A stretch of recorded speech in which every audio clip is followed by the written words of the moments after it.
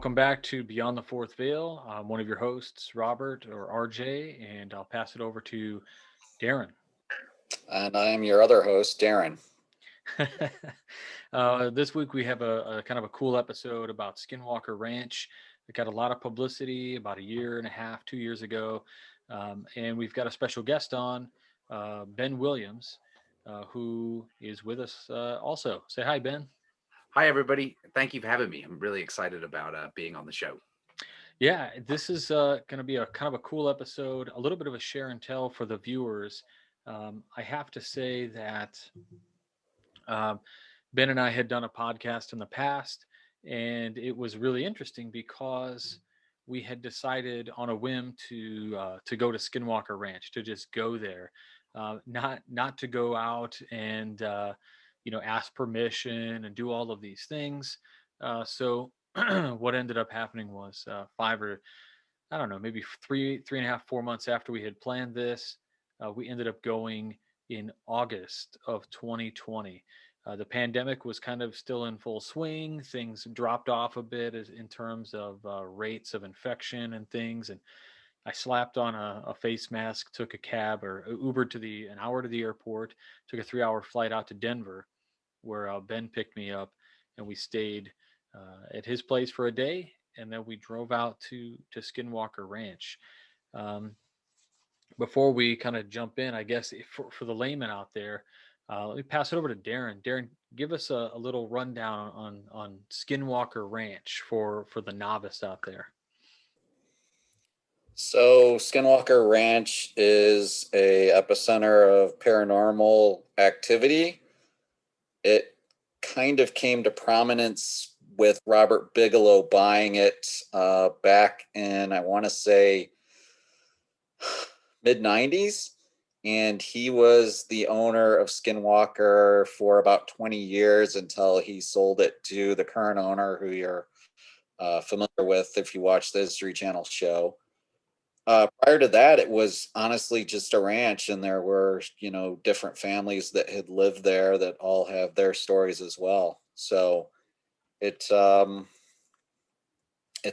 basically in the middle of or borders the reservation for the Ute Indian tribe, and I'm not really sure. You guys would have to tell me exactly where it's at because I'm not quite sure the nearest place to it, but yeah, it's basically it's called Skinwalker Ranch because of the legends of these mythical creatures called skinwalkers, who are, to my understanding, in the Ute mythology, um,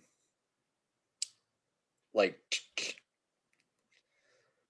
I don't even want to say shamans, but individuals that are able to change themselves into basically giant wolf-like creatures.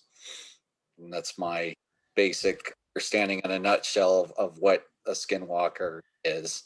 Yeah, it's bizarre. I tried to explain it to my mom, who loves like paranormal research and stuff, and she was like, "This sounds like everything under the sun happens there." I was like, "Yeah, kinda. That's kind of what it feels like." I remember I read a book that gave a great rundown, actually, that Ben had recommended, and I think I read it like two times prior to our trip out there, so that I would be almost like expert status on it before going. Um, but yeah, I don't know, Ben. Any thoughts on it before we kind of share some of the? I've got a bunch of pictures that we'll kind of show and Sure. Yeah, yeah. I mean, it's the Skinwalker is sort of a Dene, a Navajo witch. So it's said that that area, that land was cursed. It was in the path of the Skinwalker, and it's alleged that because of the Utes allying against the Dene back in the 19th century, the Navajo initiatory black left-hand path tradition cursed the land, and they did so deliberately to bring about this curse on their enemies, the Utes. And the Utes don't walk in that area. They say that land is in the path of the Skinwalker. To be initiated in to that tradition, it is also alleged that you have to murder a family member, and preferably a sibling. So that gives you an idea of how dark and demented that tradition is. But the idea is that you curry favor, I would argue, with sort of ancient entities that do enable you to have sort of superhuman powers, and shapeshifting is certainly one of them. I don't know if it's just dogs, wolves. I think they can turn into different sort of demonic entities. um, and they live a very long time. They're very scary. They smell very bad, and there's a lot of terrible reports about them, even in the on the Navajo Nation. Around Arizona and stuff out there. The Navajo police have reports of dealing with these what they think of these entities. I don't know what to think about them. Obviously, they're very scary. And I think just one thing I want to say about the ranch, the area, and that collection of the panoply of paranormal that happens there, which is like every single phenomenon known to man. My favorite one being dog-headed smoking cigarettes, dog-headed figures smoking cigarettes were reported being witnessed. So what I think what Bigelow and the National Institute of Discovery Science, who set up shop there to study this phenomenon, what they came up with was there was some sort of tear in space-time. Some kind of portal had opened, and it allowed sort of, I like to say, chthonic manifestations.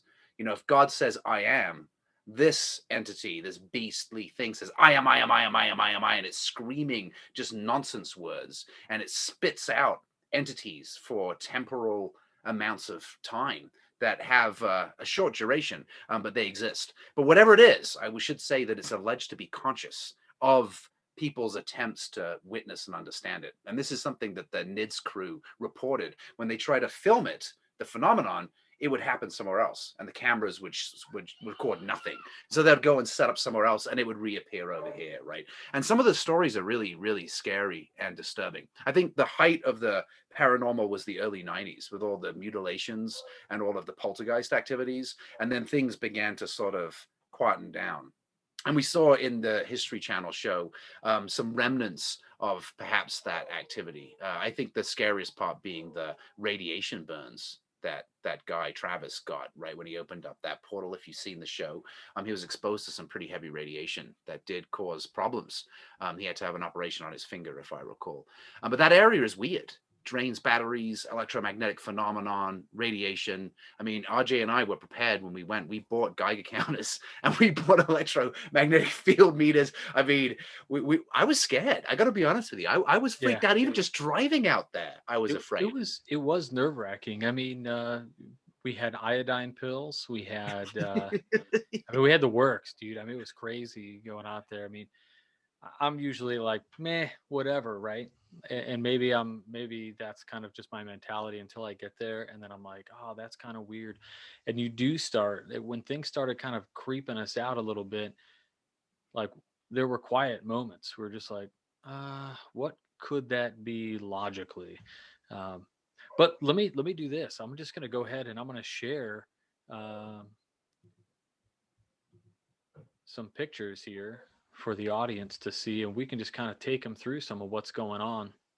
And by all means, Darin, if you have questions, uh, please do just jump right in. But first and foremost, we had this is out there. I mean, there's all kinds of really cool stuff out in that Colorado area. I remember Ben took me out. This was Lockheed Martin, which was pretty cool. Yeah, built kind of in the side of a hill. Yeah, and we couldn't you can't get too close. There's like a big gate, right, and then lots of ominous signs. Yeah. I think this was P break number 1. Yeah, that's Sheephead Mountain, I think is what that is on the way out there. So we're heading up by. That's a terrible picture of me. Are you kidding? It's a great picture of you. And if you look real careful inside those lenses, is yours truly. But yeah, so this was out there. Let's see. This was interesting, right? This was the road that we had a hard time finding. That was that first turn. Oh yeah. 5500 East and Highway 40. Kind of comes up on you real fast, and you can kind of see it's across the street from a playground. If you look at Ben's rear view mirror there. Oh yeah, look at that. That's amazing. Yeah. But I just remember like thinking that, yeah. like it was wild going down there because just the amount of I mean it's really sparse, it's spaced out, and it's all Ute tribe. Ben and I found out later that we weren't really supposed to get out of our cars being non-tribal members, like we're not really allowed to be there, I guess. Is that how you understood it, Ben? I mean, all I recall is that Bottle Hollow Lake is on the other side of those Oh yeah. trees on the left, and that lake has been associated with, phenomenon, reports of lights coming in and out of the lake. And I was surprised by the number of sort of houses that were just along there. That's the farmland on top. So we probably should be careful about describing exactly where this is, because I Sure. don't recommend people. First of all, this is, we're trespassing, right? I mean, we should probably admit that that's what we're about Oh to do. yeah. Yeah, there were definite bits where we traversed across, and we were, kind of trespassing, kind It's of, private sort of. land. That's a problem. And two, it's just, I don't know if it's safe out there, to be honest. And not just because of the phenomenon that we're Sure. thinking about. Just it's rugged terrain. You can get dehydrated. It's probably 2-3 miles from the nearest house. So, oh, did we lose RJ? Oh, no, Uh, I'm still here. I don't know where he's just gone dark. It's gone black. um, so yeah, this is the top of the mesa. So when you're watching the show on History Channel, and you see there's like an escarpment, and the top of the escarpment there's phenomenon. They measure up there. There's a cave up there. They see like a beam. He says a definite beam is coming up. That is about 2 miles sort of straight into that picture. Maybe a bit to the right, maybe a bit to the left. Actually, it's a little Yeah. bit to the left. But those are some high voltage lines going across there, 115 kilovolt lines that go across the Yeah. top of that. And RJ, so, if you go back really quick, neither you or Ben remember that object that you captured in the sky there. yeah, So that's right. Yeah, we have, let's see. I don't know if I can't really, uh, Blow it up on the yeah, I screen. can't really blow it up on the screen, but if you just look up, just a little bit above this electrical tower, and then to the left, there's a spot. And when I zoom in, it doesn't look like it's an aberration on the lens or a dirty lens. So there's something out there. It looks kind of wonky, but yeah, it is kind of crazy because this is out there just kind of overlooking it.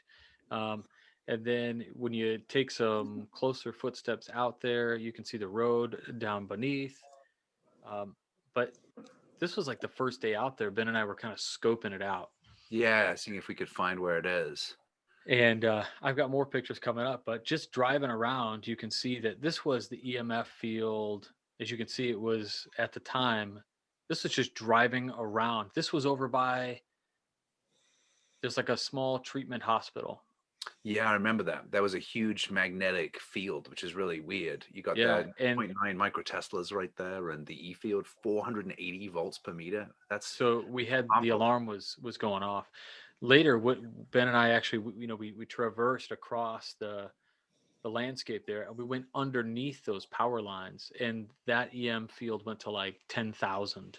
Yeah, it maxed out, right? Yeah, it was crazy. Like I was like, are we getting fried right now? we, Maybe. we if we had strip lights, bulbs in our hands, they would have illuminated. Yeah. If we ever go back there at nighttime, we should do that. This was some good guys that are out there. They border out there.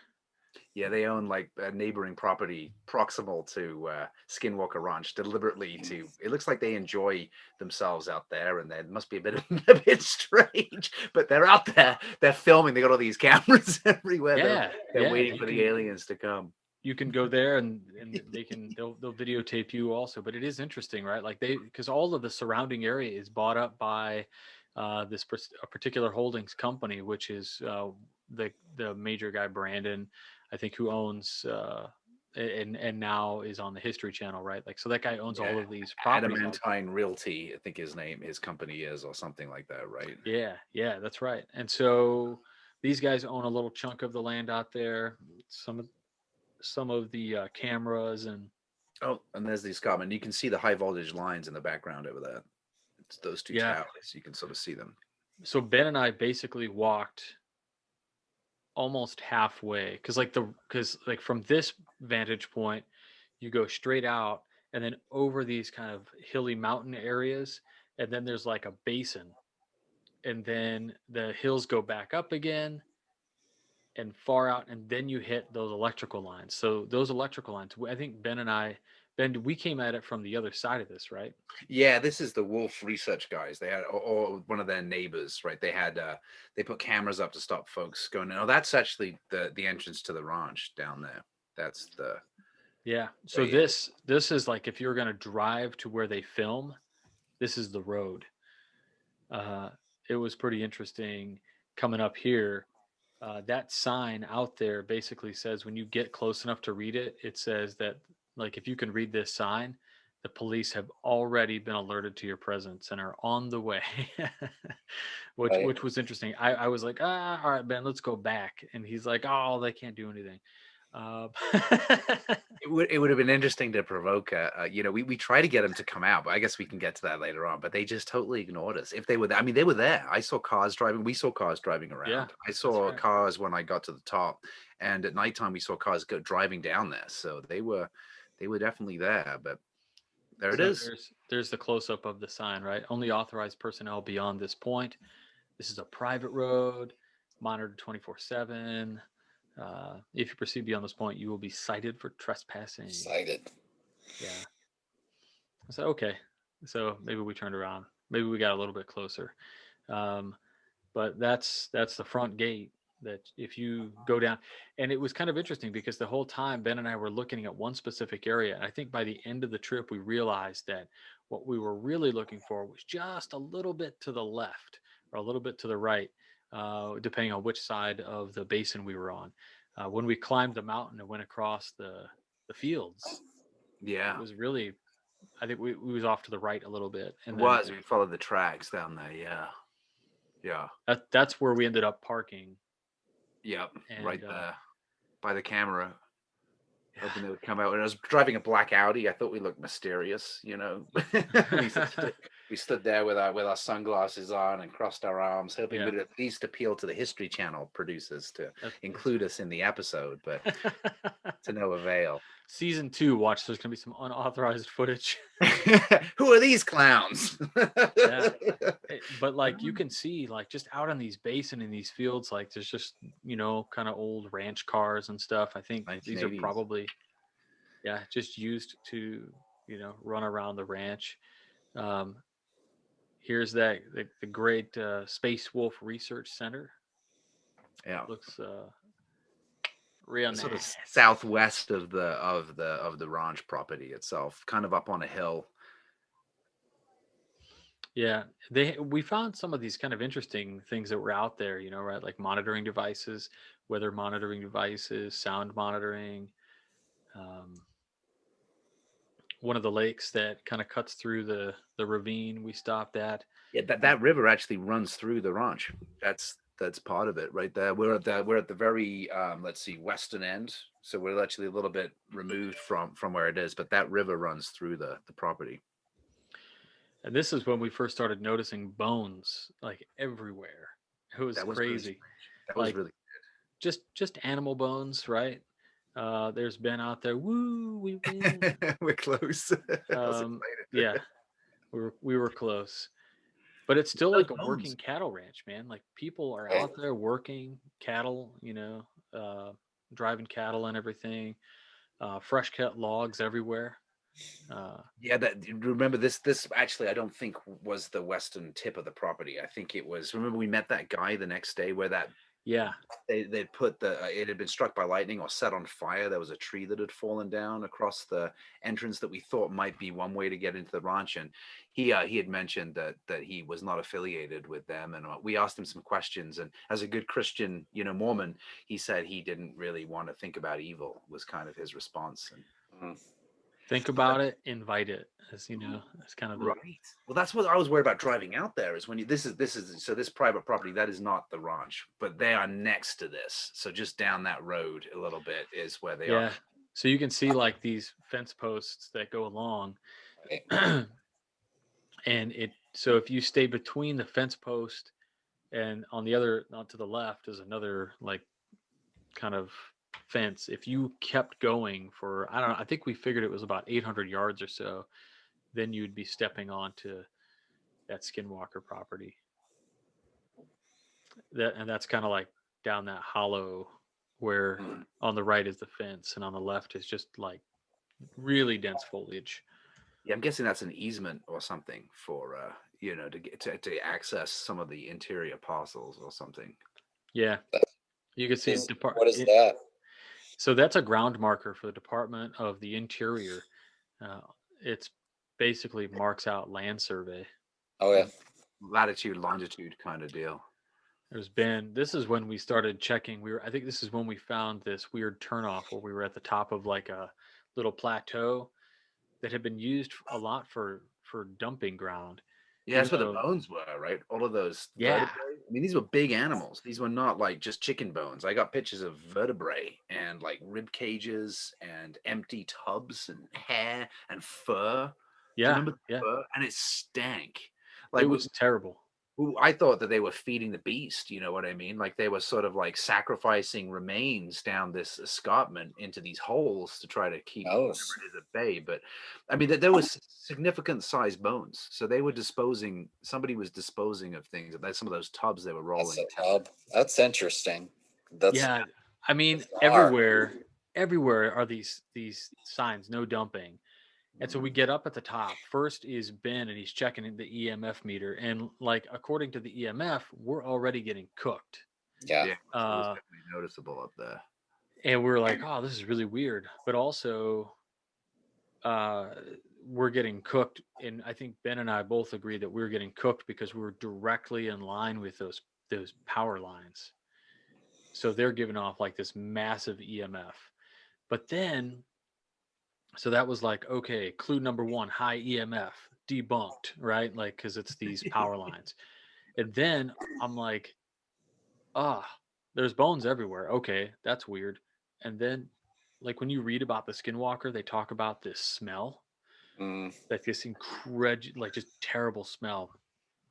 And Yeah, you could just smell this putrid stench. it was rotting flesh. I mean, it I'm was like, like what is that? And right. that's when I was like, oh man. And then lo and behold, we start finding like, are these whole carcasses just being dumped over on the edge of this thing? Why would somebody dump these? Um, and I So, have some more pictures coming up, but you can like, see like that's one of these towers, right? right. And we are so insignificantly small compared to this thing. I mean, I've got a picture later that I'll show you, but I think the 115 kilovolts, they're the big ones. I mean, that is going a long way. So that's high voltage, low amperage, right? And so you could literally light up a strip light underneath that, standing on it, just in your hands. Doesn't even need to be. There you go. There's a spine. Look at that. Jeez. yeah. Wow. Oh, Yeah. it gets, and you can see underneath it is like the rest of the carcass, Yeah. And right? the fur sticking into it. Look Yeah. at those So ribs. that's And this was in the tub, or the tub was just nearby it? the stuff. It looks like stuff was like put into a tub and then kicked off the back of a truck, and it like rolled down and just Yeah. dumped. Yeah. And there's some feathers in there too. So there's big feathers. So, it could have just been somebody disposing illegally of remains from some sort of backyard slaughterhouse. But it doesn't really, I mean, where we were was kind of a place where, I mean, I have a picture of a ring pool from the 1970s that's just sitting on the surface, still undisturbed. It's in the deck. I got it. Yeah. Oh, you've got it? Oh, Yeah. nice. Okay, great. But like then there's these little hollows, right? Like Ben and I Okay. kept looking around like, is something living in these things? Is this animal? Is this like the den where they get dragged? I mean, but it just doesn't make sense. I mean, like, yeah, if I go slaughter an animal, am I gonna put everything in a tub and like roll it down the thing and then buy like a $10 tub again in another week or something? Or is And this or is especially this that. like sacrificial to keep something at bay? Yeah, that's that's what look. That's the stench. Yeah. Like, it Look at was that. so disgusting. It really was. I mean, what animal is that? Is that like a dog? Is it a horse? I mean, we didn't really play around with the bones because it really did. It I was think really it's. unpleasant. I don't think it's a horse. It looks more like. I mean, it could be dog fur. It could be a wolf. It could be. Could even be like Coyote. maybe coyote. Yeah. Yeah, but some of the bones were bigger. Like some of the vertebrae were probably, I would think, cow size kind of thing, maybe, or a baby cow, Yeah. calf sized. Do you remember we were hearing that? We're hearing the dogs howling and yelling Oh, there Yeah, that down just straight was like yelling over dead there. ahead is like, so we got up on top of this thing, and this is kind of where we decided, hey, are we gonna like go out and traverse this landscape tomorrow? We kind of were thinking about it. Yeah. And there's been So taking readings, walking around, but you RJ, can, can you go back to that yeah, other picture? Kind of in the left there. Almost looks like there's some sort of road. yeah. What is that? What's that kind of at the end of the road? There's like some sort of object or something. Do you see what I'm saying? Like kind of follow that road straight, and then there's like a white. It kind of looks white-ish. Oh, there's Um, the lines. no, no. It's kind of like at the top of the brush right before. Oh, yeah.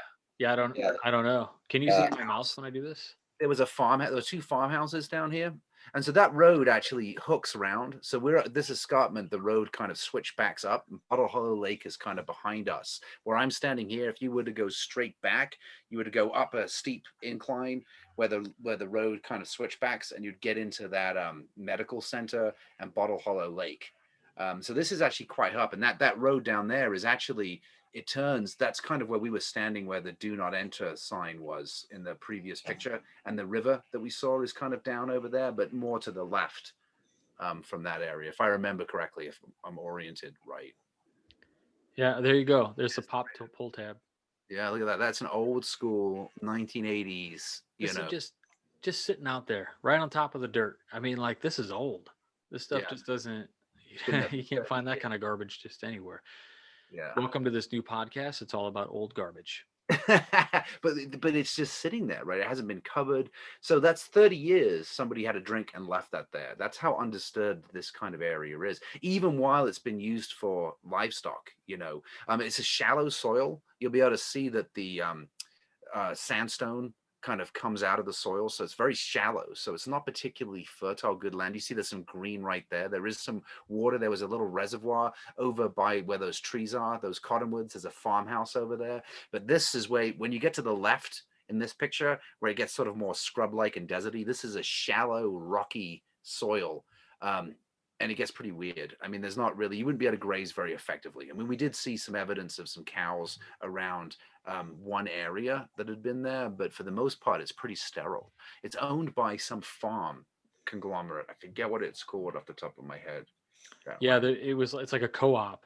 But if you look, so there's this long kind of outcropping wall of rock, and then there's like this like kind of dirt path, and then if you look down, it's actually kind of like a little basin, and you can yeah. see these little. This is a barbed wire that goes across, Mhm. Hmm. and that's what you that's what that's your easiest way to cross.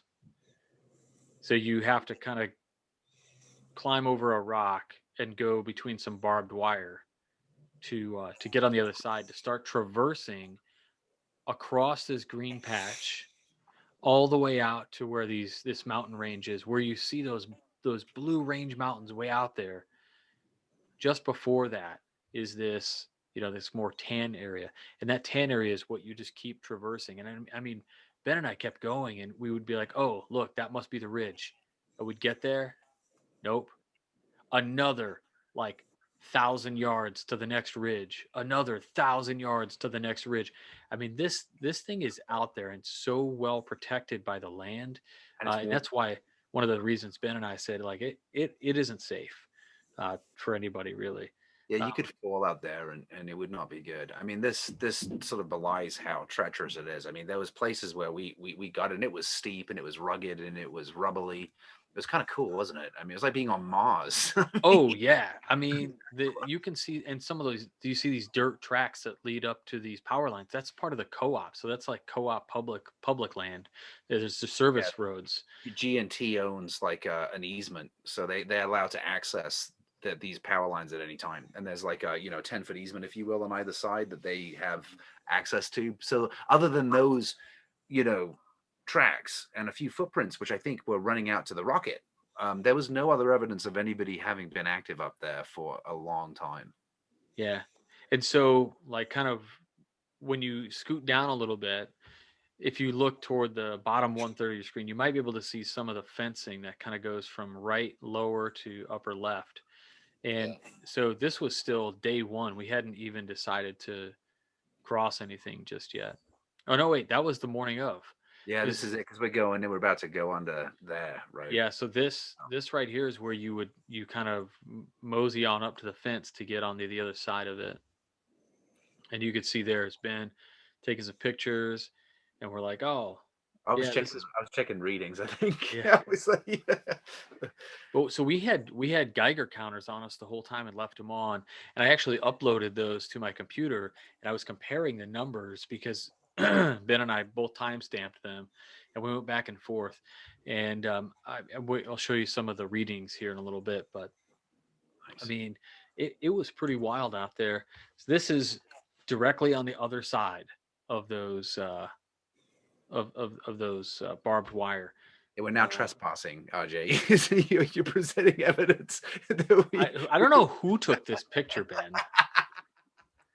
But yeah. Um, Oh, look, there's that can. there's the can with a pull top on it. That is old. Um, there you go. That's from the bottom. So that just shows you like from the first, you have to get down this, which Right. was difficult. We actually walked the long way It around. looks pretty steep. Yeah, it's higher up than it looks, actually. I mean, that fence is like pretty high up. So Yeah. And we found, I mean, there's just some animal tracks out there. Um, big dog tracks. I may or may not own the shoes that are in this picture and still have them in a box. I mean, they could be yours for the low cost of something. Shoes that traverse the ranch or the Ute ground. This is kind of leading up to those power lines, and you can see just how massive they start to get as we get closer. Yeah, And So like, we started early in the morning, right? It was like 8, 9 o'clock in the morning at this point because we wanted to beat yeah, the heat, right? Just wanted to see that was, yeah. yeah. I Sorry. mean, this is August, late August, 2020, Utah. Altitude, dehydration. It's hot. Juanita Uh, Basin, yeah, yeah. This See is that? standing at the base looking up with a 50 millimeter zoom. That's all the way, just sitting at 50. So, and actually it was a double. I mean, it's 1.5 times on a DX lens. So it was like a 1.5 magnification. So this is zoomed back to uh, like a 72.5 or something. This is where the reading went off the chart. Yeah, it was like 10,000 on the EMF meter. And this is when I was like, well, we're here. We can either move forward and move that way and not get cooked, or we can go back. And we just decided to keep moving. So this is on the other side now. So you see those trees in the distance. That's kind of like where we started. Yeah, Mm. probably about 45 an hour out by now. And this is this weird escarpment right here. It looks almost like it's been man-made. It isn't, but it's just very odd. The rubble involved. There was a few like kind of Bimini Road looking things, if you will, like Yeah, this. yeah. Yeah. Right. Interesting weathering, right? But do you see how it's cracked right down the middle? I mean, look at that. That is very, very interesting. Could it be the remnants? I'm going to get all History Channel. Could it be the remnants of an ancient civilization? I'm not saying it was aliens, RJ. Yeah. But it was aliens. Yeah, but like we kept seeing these mounds, or like, oh, let's go to the next formation. We'd get there, and then it would be like, oh, here's the next. At one point, we got to this place where This is actually a lot steeper than it looks. I mean, this was. this is zoomed in. Going down there. This is zoomed in. It was like the lone tree that was growing inside of this like chasm. Mm. We're getting closer. But now what you're looking at is off to the left. Yeah, the hay bales right there. That's the farmland that directly butts up to the ranch. The ranch is to our right at this point. Yeah, I think actually that the gate might be where that black rectangle kind of is in the middle. It's somewhere around there, right? Then the drive goes down, and that's the ranch is the field over from this on the right hand side. Yeah, and then we've got, this is just kind of another look out vertically from where we were. So here, this is directly overlooking the ranch, because that's that pole. That pole that you see, can you guys see my mouse when I do this? Yeah. Okay, so right here, that there's like this pole, and this pole is like 100 feet tall. It is. It's much bigger than it looks. Yeah. Because after this, the cliff drops off, and this pole sticks up. It's like a weather, or maybe it's a camera. Yeah, I or don't know. I think it has a light on the top. Didn't we get close to it? Because I think I didn't get really close to it, but You got closer than I did I could because see it through something. It had yeah, like a light on the top. Oh, and this is what I thought was like a ritual ground, which would be yeah. a So place. check this out. So this photo kind of overlooks it. And then if we zoom in on just that one circle area, when you're there IRL in real life, this you let your imagination take just a little bit, and all of a sudden this is like it's like Skinwalker Stonehenge. That's, it sounds like that. But we did get like, we didn't get really significant radioactive readings anywhere, thankfully. But I got like a 6 or something around No, there. There's that hole right I'll pull up the ratings, Ben. You and I both hit 50, 48, and like 31 or something when we were walking back. That's quite high, right? That's actually quite high. That it's unusual for just regular old background radiation. Yeah, and There's that. especially anonymously, anomalously when you're walking back, because it wasn't, I noticed that it was sort of all over the map anyway, right? It just was fluctuating, not much, but yeah, there's that, there's that. Yeah. So this is that pole again.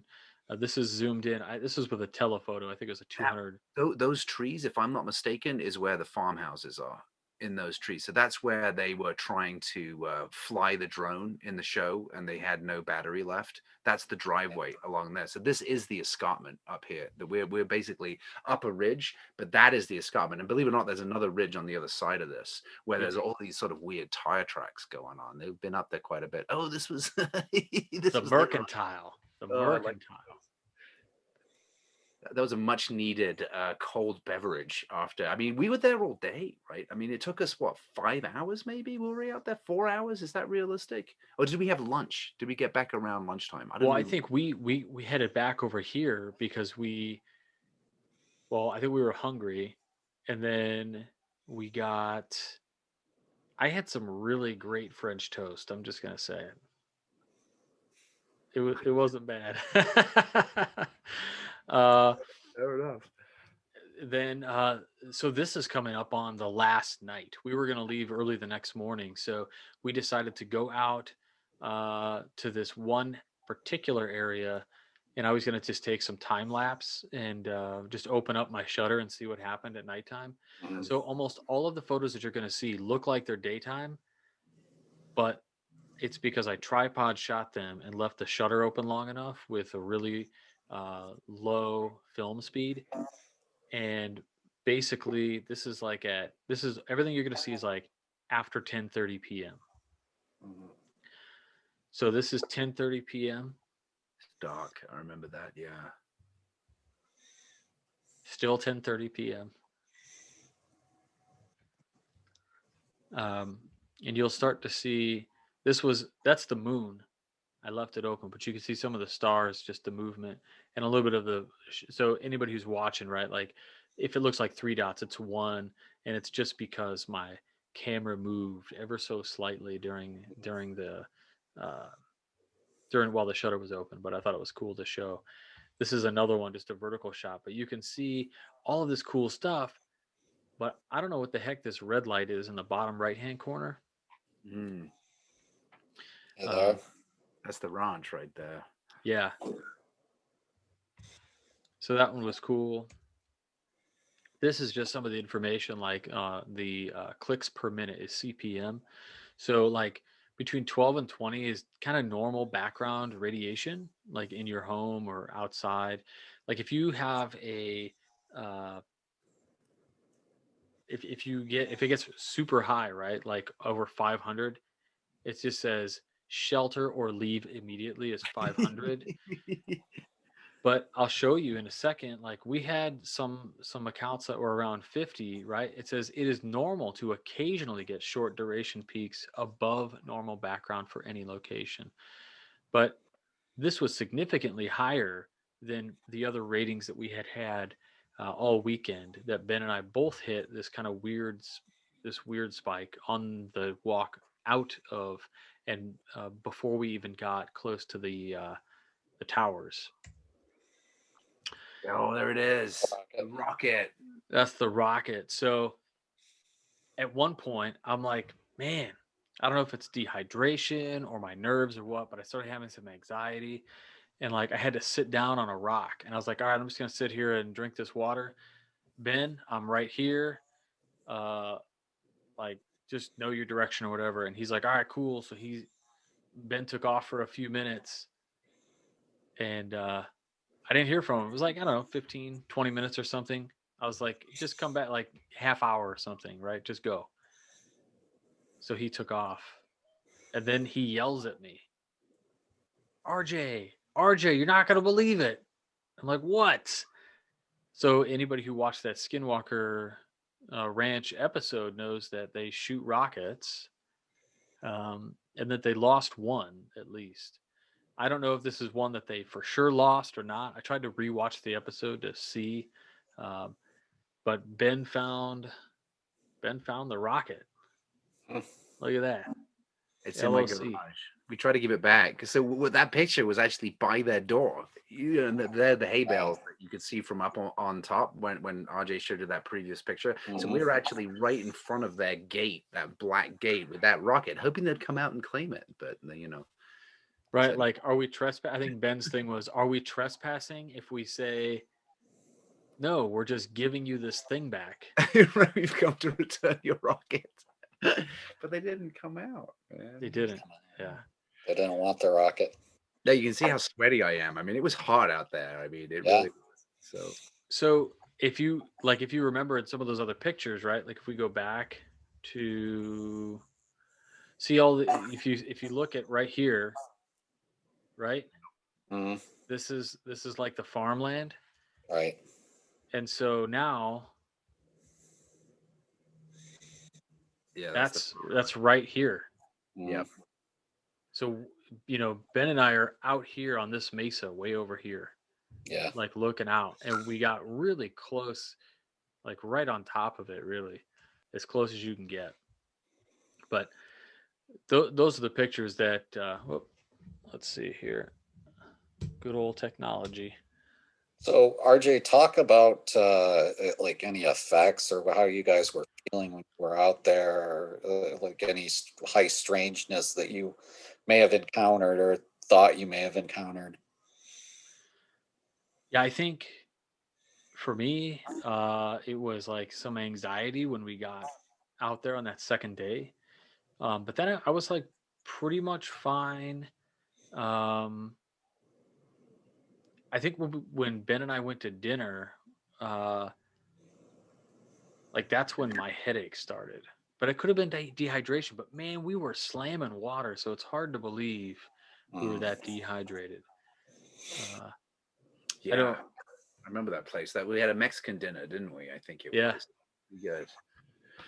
Yeah, it was eerie. I mean, the whole time there was a sense of foreboding for sure. But you don't know if you're bringing that because of what you know about the place, right? But there was Right. definitely was palpably weird. The acoustics were strange. The community had, we would ask people about stuff, and they would. I haven't seen anything, but I know people that have, or people see things running across the road. One kid said the guys from the ranch come here a lot, and they've talked about the lights that they see at night, and there's a lot of Sasquatch and werewolf lore, it seems, out there, which was kind of interesting. But yeah. You don't feel like there's gonna be werewolf and Sasquatch type stuff. That just seems bizarre, and you think it's gonna be all UFOs, and Right. maybe it is, right? Like some of the crazy stories in this one book. I'll put a link in the show notes, but like this particular book was interesting because it talked about a guy going out and they saw the Sasquatch, and then they followed the Sasquatch, and then they followed the Sasquatch to a point where there was a landed UFO, kind of with the tripod leg whole thing, Mhm. um, like the Zamora account. And he's out there, and then the alien basically telepathically tells them like, "It's cool, we control the Sasquatch. Watch." And then they send the We Sasquatch to control the Sasquatch watch. yeah, sorry. I I want a therapy Sasquatch. You want a therapy Sasquatch? Yeah, could I like bring him on a plane and he can be Yeah. my therapy animal? Yeah. Right. Yeah. Like, oh, Therapy good old Sasquatch. Sasquatch. Oh, don't worry, I control the Sasquatch. Yeah. And so they control it telepathically or whatever. They have this Sasquatch go pick up like an energy box or something, and it touches it and it vaporizes. And it's like all these wild stories. And the book is written, I think, in conjunction with. It's definitely by somebody who went and documented with the NIDS team under Bigelow. Yeah, So wasn't the one that George Knapp was involved with, or is it? I think might have George Knapp wrote the foreword. Maybe he Okay. did. Maybe he wrote the foreword. I'll have to look. But yeah, it was a really great book. I would definitely encourage people to pick that book up. But Hunt for the Skinwalker, right? It was Colm E. Keller. Let me see if I'm reading that right. Sorry. Yeah, Kelleher, PhD, Colm A. Knapp, and so I think that might have been. He may have been on the documentary I watched. yeah, George Knapp was one of them. Wow. Yeah. it's just a weird phenomenon. We got back into town as we started driving back. I was getting really like I felt car sick. I really wasn't sure why. And because I don't ever get car sick. And I mean, I have gotten car sick, I guess, like if I'm sitting in the back seat of a bus or something, but not sitting, shotgun in a car that's just driving. Right. It was raining too. We got hit by rain, didn't we, on the way back? Yeah. Remember that? So I got like kind of seasick or whatever. We pulled over a few times, I snacked, and then we got back on the road. And when we got back to Ben's house, man, I think I like took a nap, woke up, and I was like, Ben, you want to take me to the emergency room? And he was like, really? And I was like, yeah. And so I had a full like 20 years 10 years ago anxiety attack, just last August. And the doc's like, oh, you know what you got? I'm like, yep, this is what I need. And he's like, okay, cool. Gives me a pill, calms me down, I'm fine, we leave. And then he tosses me an extra pill just in case I need it for the flight home. And it took me a couple days to like get my bearings again. Like Travis in the show, he says he got swimmy headed, right? And Yeah. that pretty much, oh man, dogs. I got dizzy a few times out there too. Lightheaded, but you never Yeah. really know what's causing it. We have to go back. We should have gone out there in the moonlight. I was too chicken shit. Forgive my language. I was. Yeah. I did not want to go out there. It was a full moon. We timed it all so we could do it, but it is so far out there that if you were to get close to the ranch, Right. I mean, even if there was nothing out there, you would probably drive yourself crazy, because you're anticipating it. So, we have to Yeah. go back, RJ.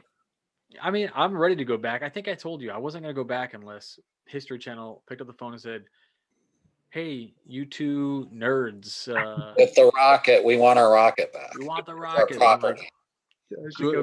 Give us our property. Yeah, good. The good news is we have your rocket and it's yours for a price.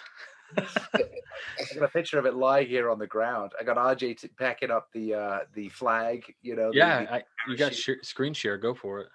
Do you want me to do it? Let's see. Yeah, Let's show it. I'll, screen share. Boom. Let's see. So it would be this one right here.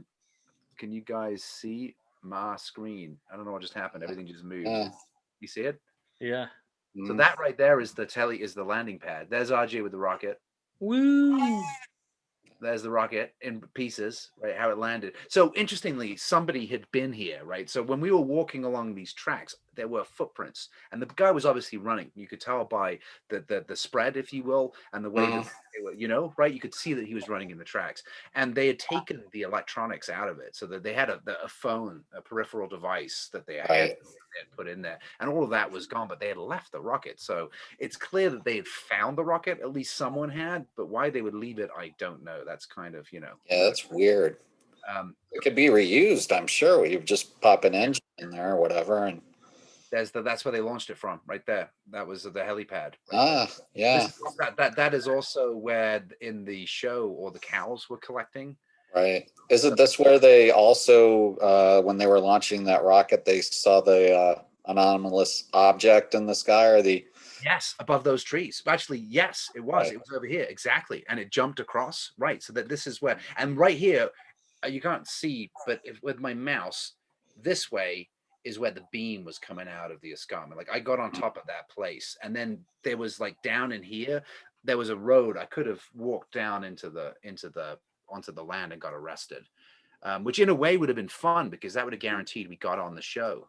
RJ, if you'd come with me, we would have done it. But I was afraid at this point. I was like, I looked back and there was these like different ways that I got down there, and I wasn't quite sure exactly. I was like, am I losing my bearings? I didn't. I knew where I was, but I began to panic. I was like, this is what happens in all the movies, you know.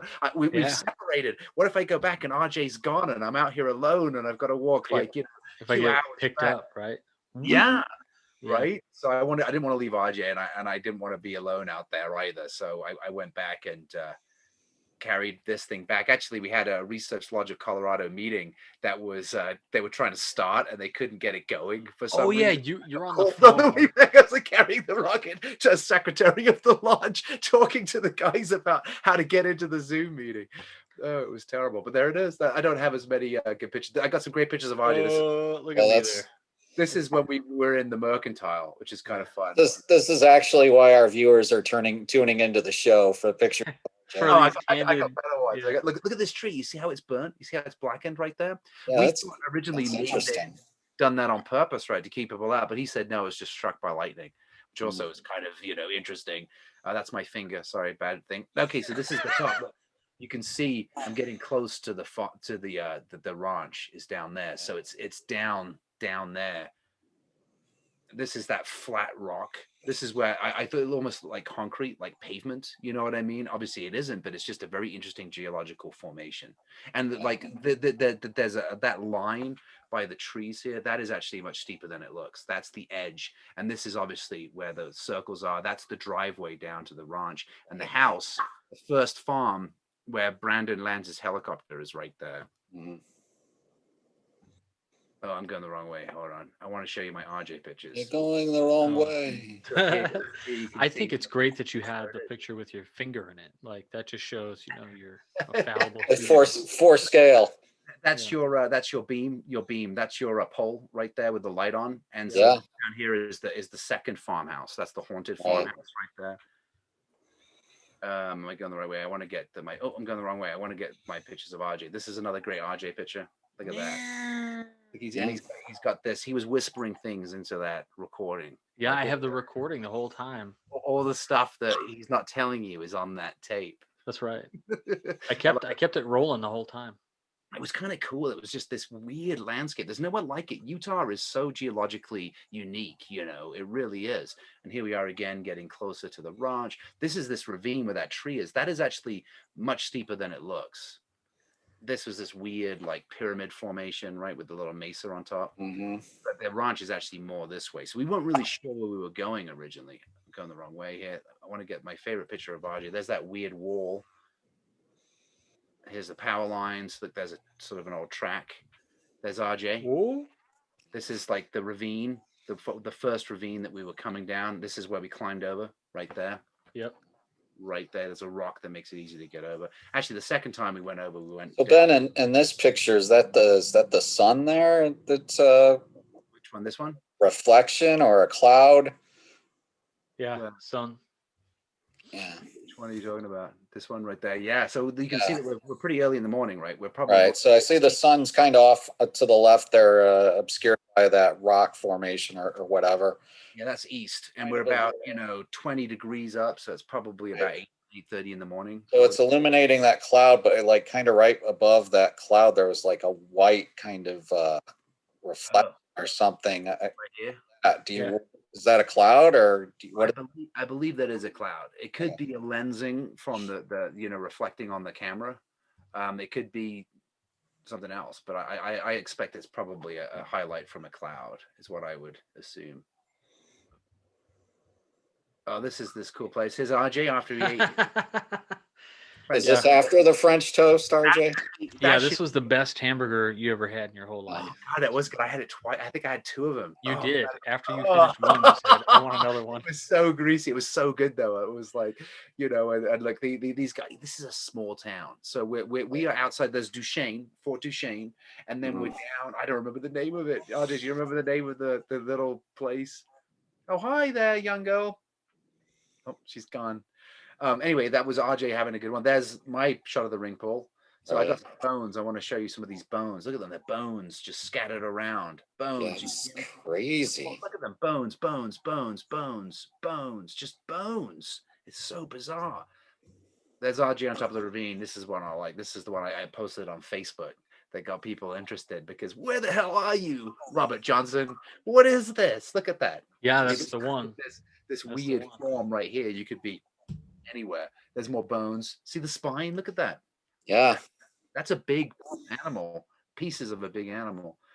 And this is you've already seen. So I'm just going fast through here. But this is fun. This is the river.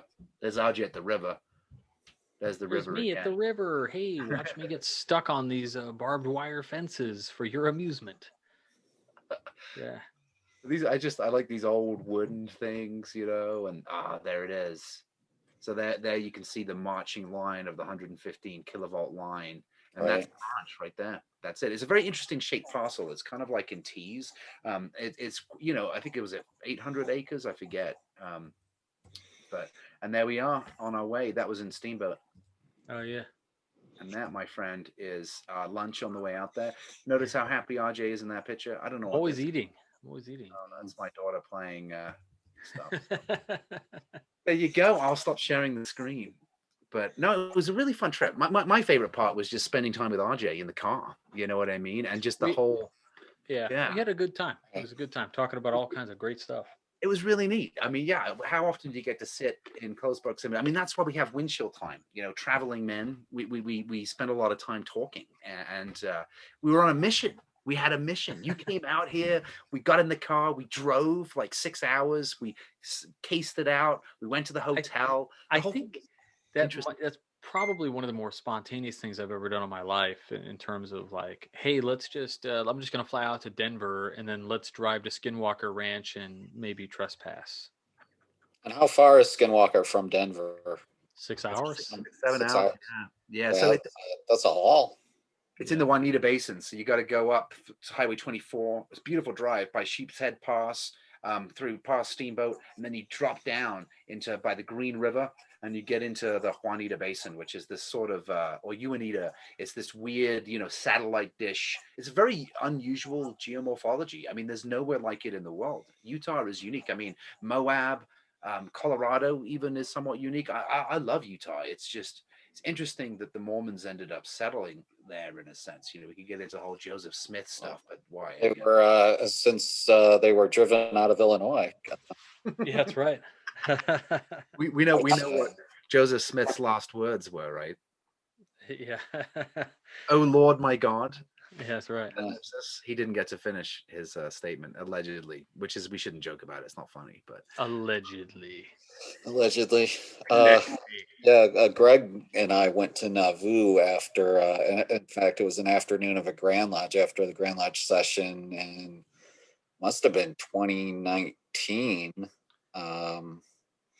We drove from Springfield to Nauvoo and went up there and kind of saw some of those sites, and they actually have the building that is their old Masonic lodge, and they don't have the lodge room isn't a replica or anything, but the floor still exists. And interesting. Yeah, I mean, he was the master of that lodge, right? Did you see the documentary on Netflix? Maybe we don't want to change the subject, but oh my God, Murder Among the Mormons. Oh, I haven't seen that yet. Strongly recommended. Amazing documentary. Yeah, it's not what you expect, but it's pretty interesting. I mean, Joseph Smith was a peepstoner. He did actually look for buried treasure. His original skills were using an obsidian plate or a stone with a hole in, and visioning with the angels. He was into that kind of stuff, for sure. Was he into the white salamander the way that certain manuscripts suggested? Well, you have to watch the documentary. I don't know. So I guess the next question is, when are we going to go back? Darin, you want to go? Sure, why not? Let's go. All right, this is exciting. I'm game. I graduate law school in August 24th, so I will bring more charms. Like you got to understand. I had a gun in the car. I brought like spiritualized objects. you know, we weren't messing around. I do not blame you one bit, honestly.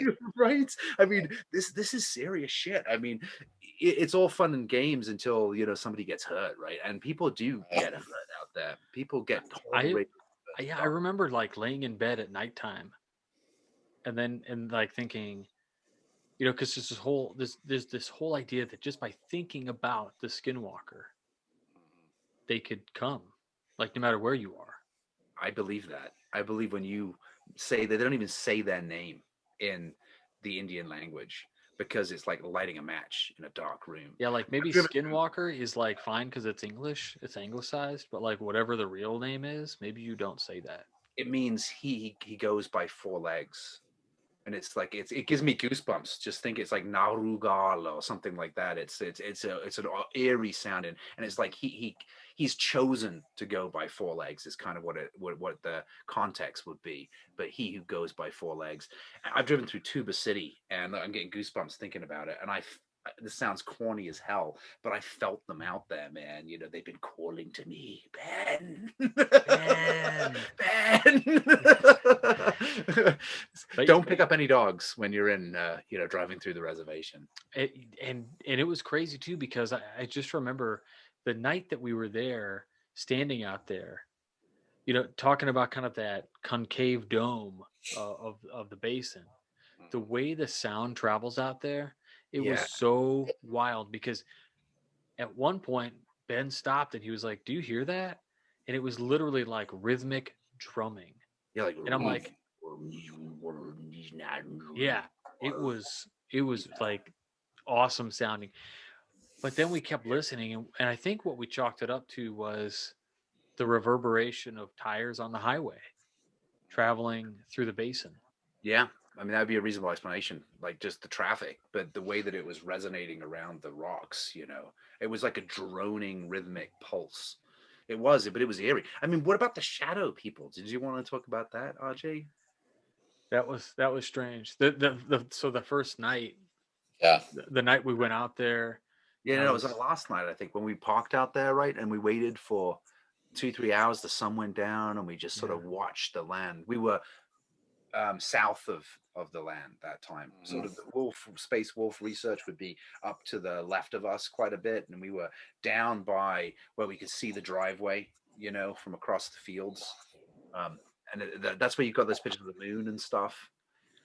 yeah, it was weird. Like I saw something, right? Like that looked like a person that was in a shadow kind of look, not misty, but I mean, it looked like a shadow.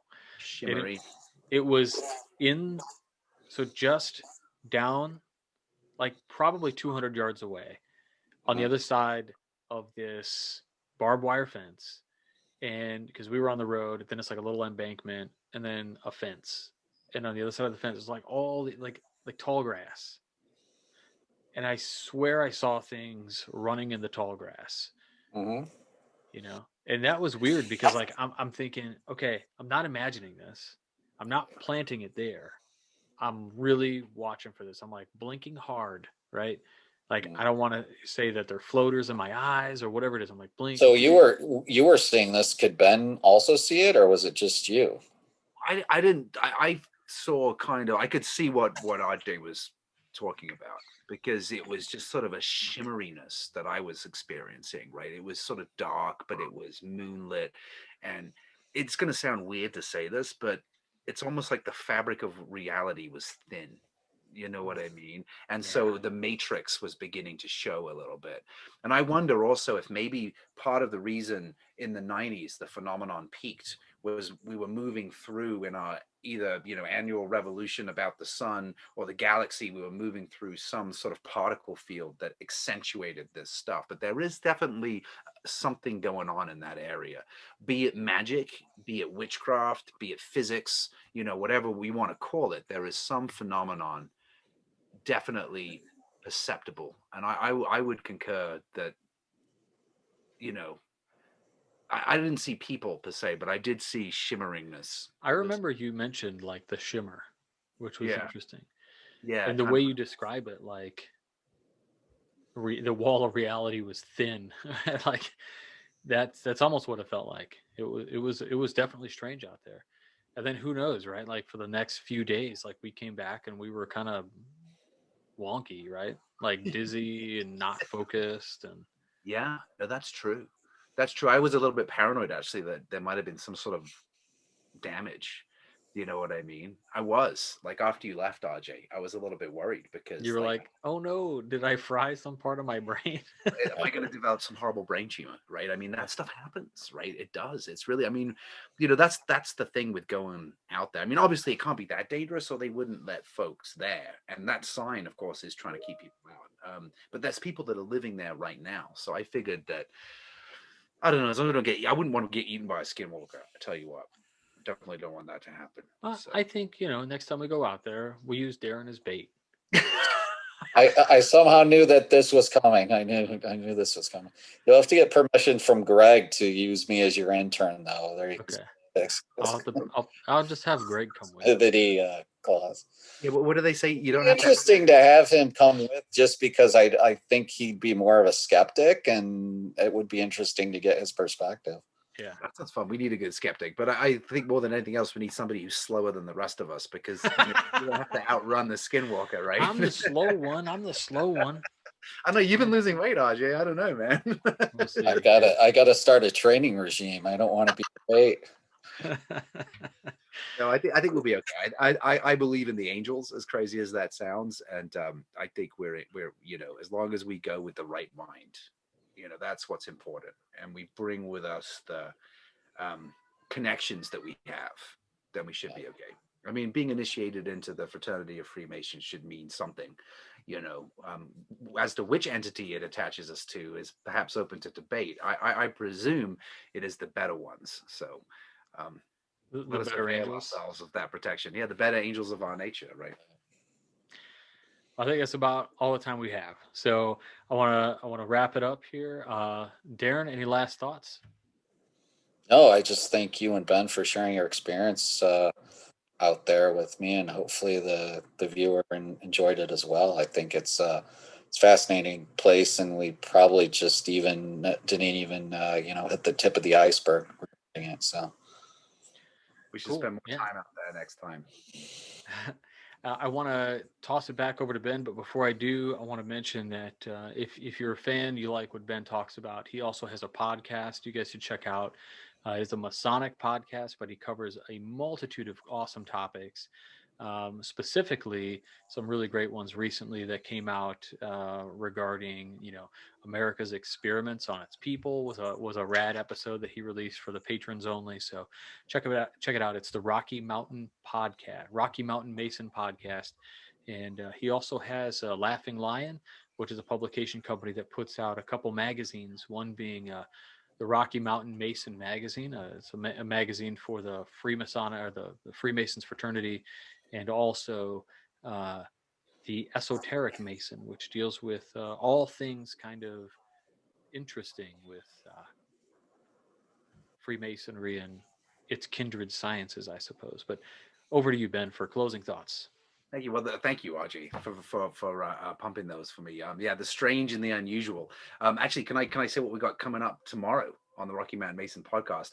I've got an interview with the author of this book, Dr. Richard Gallagher, who is the longest-standing civilian only layman member of the International Association of Exorcists. He is a scientific advisor, professor of psychiatry at Columbia University, magna cum laude from Princeton, Yale Medical School. Guy's got credentials as long and as, well respected as my arm, as long as my arm and better respected than my arm. And he has been involved with diagnosing, for which there is no diagnosis, consulting with the Vatican that, yeah, there's no mental illness here. I don't know what this is, but it's not anything that science can describe, and for which demonic possession is the most reasonable explanation. And then they would confer the rites of exorcism. So one of the most knowledgeable scientists on the phenomenon of possession, which is dark and scary and weird, but tomorrow at 7.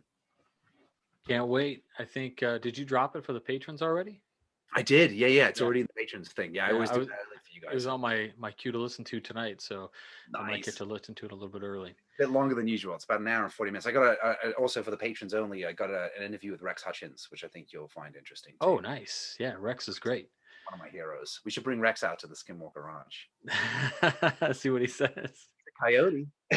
I wonder Yeah. if he would do it now. But guys, thank you for having me. It's been really fun. And Darin, it was really nice to meet you. And I hope we can do this. Nice meeting you, Ben. All right, everybody, that's it. So we'll see you next time on Beyond the Fourth Veil. Take care.